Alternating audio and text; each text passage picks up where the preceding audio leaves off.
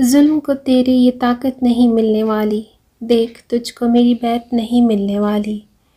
लोग किरदार की जानिब भी नज़र रखते हैं, सिर्फ दस्तार से इज़्ज़त नहीं मिलने वाली। शहर तलवार से तुम जीत गए हो लेकिन यूं दिलों की हुकूमत नहीं मिलने वाली। आज मेरे दोस्त की तबीयत कुछ ख़राब हुई थी तो मैं भाई के साथ अस्पताल चेकअप के लिए पहुंचा तो वहां पर सियासी अंदाज़ और ताकत का पता चला। मामूल के मुताबिक हमारा लड़के ने नंबर लगा दिया। हमारे से पहले काफ़ी पेशेंट वहाँ पर बैठे हुए थे तो हम भी चुप करके अपनी बारी का इंतज़ार करने बैठ गए। अचानक एक सियासी शख्सियत का आना हुआ, उसके साथ एक औरत भी थी। उधर आगे से वो गुज़र गया। अब अम्मा की बारी थी। वो बेचारी खड़ी हुई और अंदर जाने के लिए तैयार थी।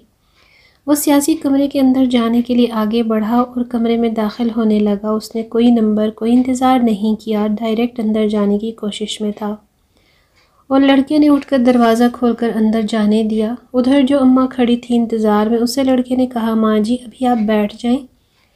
कैसा असूल है, जो ताकतवर है उसे इज़्ज़त से अंदर भेजा गया है और उसके बरक्स जिनके लिए हमारा एहतराम करना ज़रूरी भी बनता है उसको बिठा दिया गया है और दोबारा से इंतज़ार करने का कह दिया गया है।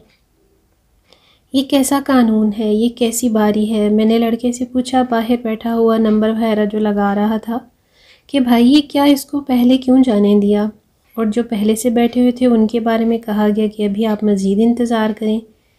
ये कैसा सवाल है। तो वो कहने लगा, डॉक्टर का दोस्त है इसलिए जाने दिया। वो समझ रहा था मैं उसको नहीं जानता हूँ, लेकिन मैंने उसे बताया कि मैं उसको जानता हूँ। ये हमारे कानून का पासदार और ख़ुद को अदल और इंसाफ का अमीन कहलवाने वाले और स्पीकर पर इंसाफ के भाषण देने वालों में से है। इन्हें इज़्ज़त नहीं, कोई एहतराम नहीं और हम भी वही हैं जो झूठ के लारों में आ जाते हैं और इनको ही अपना मुहाफ़िज़ समझ लेते हैं।